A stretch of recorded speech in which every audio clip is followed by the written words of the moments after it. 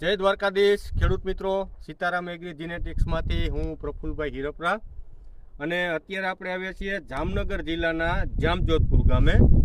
ખેડૂત મિત્રે આપણી મહાવીર 4Gનું વાવેતર કરેલું છે, અંદાજિત 20 વીઘાની આસપાસ.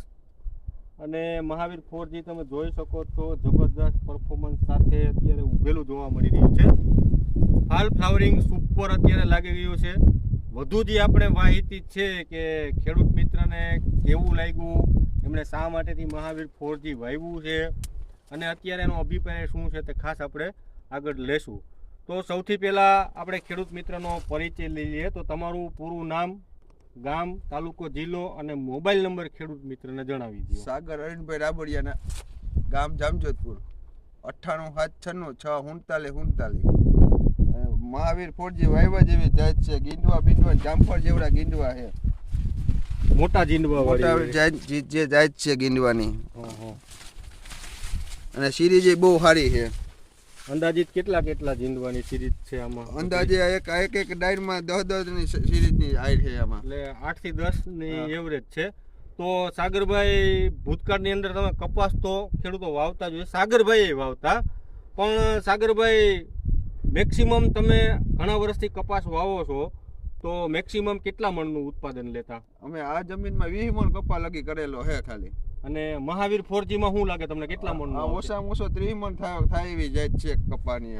એટલે સાગરભાઈ 30 મણનો અંદાજ લગાવી રહ્યા છે અને દ્વારકાધીશની ત્યાંથી હું તો કહું 30 મણ કરતા ઉપર આ કપાસ થશે.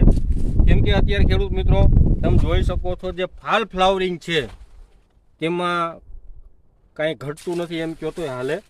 પ્લસમાં જે આપણી બોલ સાઇઝ છે, સાગરભાઈ કહી રહ્યા છે કે નાનું જામફળ જોઈ લ્યો તમે, આમ નાના જામફળ જેવડા લઢ્ઢા આવશે આપણે મહાવીર 4Gમાં. એટલે વિણાટમાં એકદમ સારું પડે છે. એક મજૂર હોય છે તે પહેલી વીણીમાં આપણે મહાવીર 4Gમાં 6 થી 7 મણ કપાસ ઉતારી શકે છે. એટલે તમે ખુદ સમજી શકો છો કે વેરાયટી કેટલી દમદાર અને કપાસ છે તે એકદમ વજનદાર બને છે મહાવીર 4Gનો. તો સાગરભાઈ, મહાવીર 4G તમારે વાવવું છે એવો અંદાજ તમે ક્યાંથી લીધો? શા માટેથી મહાવીર 4Gનું વાવેતર કર્યું? મેં મહાવીર 4G સિસ્ટર ઘેરો જોયો તો મહાવીર 4Gનો ગયા વર્ષે મહાવીર 4Gનો સિસ્ટર જોયો તો મારા ભાઈ છોકરાને હતો ને ત્યાંથી. બરાબર. ત્યાંનો કપાસ હોય કે મહાવીર 4G આપણે પણ વાવવો હોય 20 વીઘાનો. આપણે આવતા વર્ષે મહાવીર 4G જ વાવવો છે અને 20 વીઘાનો વાવવો છે. તો સાગરભાઈએ પોતાની સંપૂર્ણ જમીન છે તે આપણા મહાવીર 4Gનું વાવેતર કરેલું છે. સીતારામ એગ્રી જીનેટિક્સ ઉપર સાગરભાઈએ ભરોસો મૂક્યો, મારી ઉપર સાગરભાઈએ ભરોસો મૂક્યો અને રિઝલ્ટ તમારી નજર સમક્ષ છે ખેડૂત મિત્રો. તો સાગરભાઈ, બીજા ખેડૂતોને આપણે મહાવીર 4G વાવવાની ભલામણ કરશો તમે? હા, મહાવીર 4G જાય તો વાવવા જેવી જાય છે અને ઉત્પાદન સારું આવશે. આમાં સારું પ્રોડક્શન મળશે, ઓછો ખર્ચ થશે અને ખેડૂતને ફાયદો થાય. એ જ હંમેશા સીતારામ એગ્રી જીનેટિક્સનો, પ્રફુલભાઈ હિરપરાનો, જયરામભાઈ ધાનાણીનો ધ્યેય રહ્યો છે. ખૂબ ખૂબ આભાર ખેડૂત મિત્રો.